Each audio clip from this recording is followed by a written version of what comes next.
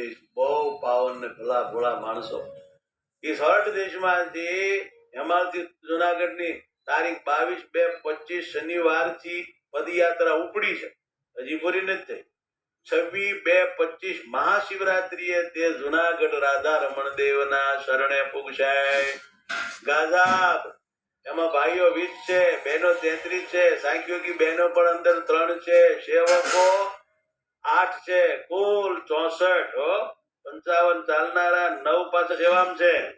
ભલા ભક્તો, સમય 5 દિવસ અને 4 રાત્રિ, 144 કિલોમીટર હેમાલથી જુનાગઢ રાધારમણ દેવની જય, રણછોડ દિગમરાયની જય, સિદ્ધેશ્વર મહાદેવની જય.